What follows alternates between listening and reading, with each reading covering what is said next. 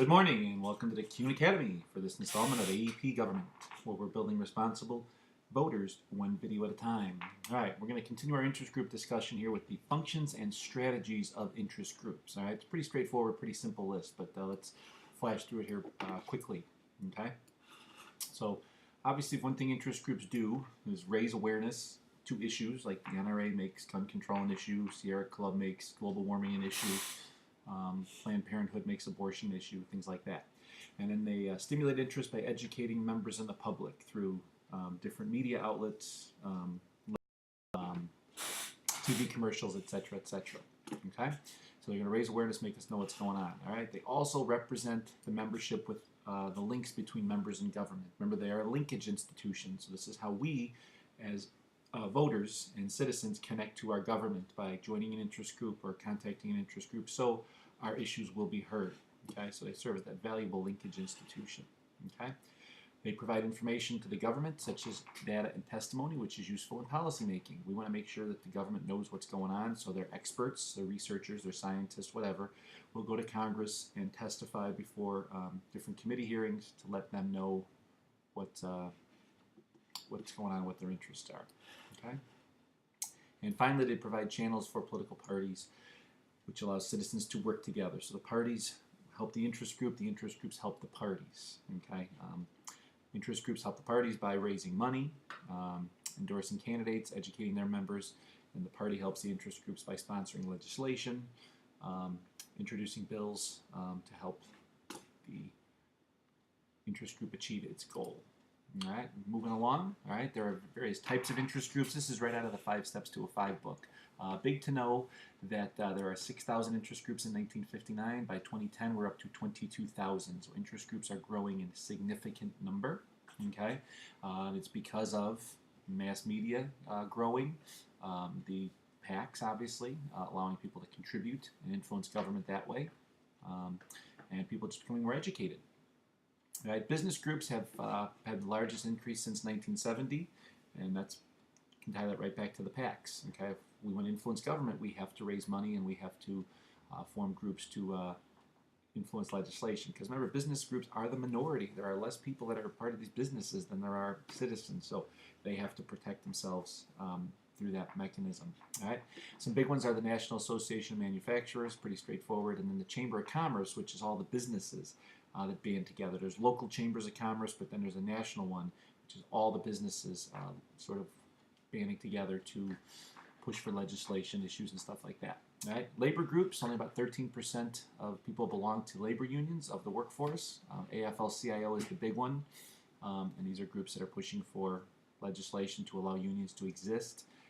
They try to defeat right-to-work legislation down in the South, which basically makes unions, makes people not have to join unions to work in a certain place. Only 2% of the population are part of agricultural groups, but yet they're very influential. All right, that's big through the Senate, as we know, because the states have an undue amount of influence in the Senate. All right, some big ones there are the Farm Bureau, National Farmers Union, National Milk Producers Federation. I don't really know any of those names, but agricultural groups are big. Influence, but not very big in number.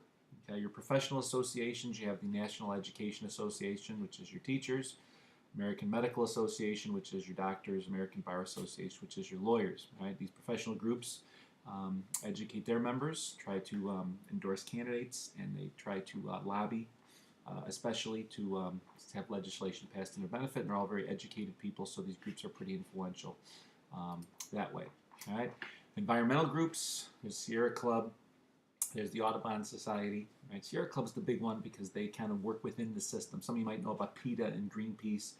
Those don't really have too much discussion in government classes just because they don't work within the system. They don't lobby. They mostly just stage protests and media campaigns and things like that, where the Sierra Club will lobby, make campaign contributions, things like that. Public interest groups we talked about yesterday, League of Women Voters. Remember, they're out to just make a more educated electorate. They sponsor debates, sometimes push for legislation like the Fair Map Amendment to make things less political. Okay, and then equality interests, you have NAACP representing African Americans, now representing women, and La Raza is the big group for Latinos. Okay, and then single issue interest groups are groups that are only committed to getting one thing done, but they are influential but they have a very narrow track mind there. And that's your National Right to Life Committee, Planned Parenthood, National Rifle Association, all those groups, single issues that work together that way. All right, and our final slide here is the strategies of interest groups. How do interest groups influence politics? All right, the big one is elections with political contributions. All right, spending money to influence elections that way. Okay, so we've talked about PACs at length. All right, lobbying, which is where we want to influence policymakers, all right, through direct contact. All right, so the direct lobbying is that personal contact like a Jack Abramoff would do. Sit down and talk to their congressmen or influential people on committees, leadership and stuff like that to try to provide them information so they can be more informed when they vote. All right, grassroots lobbying is exactly what it sounds like. It's members starting at the bottom. All right, people like you and me writing letters, emailing people, making phone calls to pressure our legislators. Remember, lobbying involves pressure. Provide them with information and pressure to try and get them to pass or defeat bills that we want. All right, there's also something called astroturf lobbying. I don't know if you'll see that term on the exam, but this is where, and this actually happened in Mundelein, this is where you create a fake interest group to make it look like they're advocating for something like the environment or some kind of, worthy cause, if you want to say that. But it's really a corporation funding this. So it looks like the citizens are concerned when it's really a corporation that doesn't want something to happen. So when they wanted to put a Walmart in Mundelein, the Jewel used the Homeowners Association in Ivanhoe to sort of astroturf lobby and say they didn't want the Walmart built there because it would affect home values and the view of Ivanhoe Cemetery and the environment, things like that, when in reality Jewel just didn't want a Walmart because it was going to attract business from them.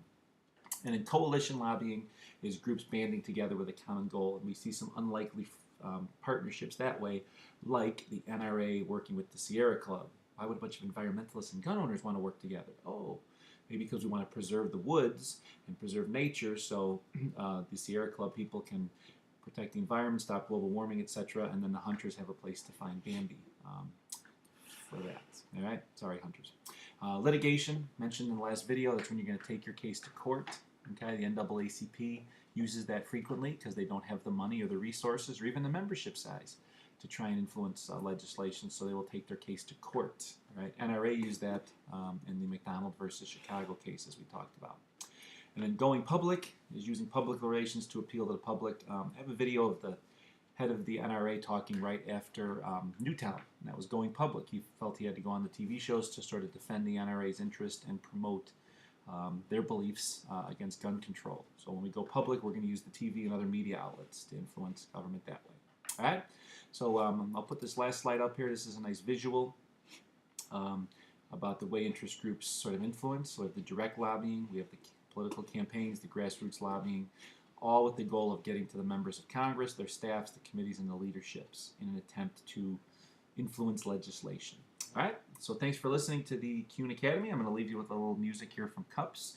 I only wish this were true that you would miss me when I'm gone, but we'll settle for the Kuhn Academy. All right, see you all on Monday. Thanks.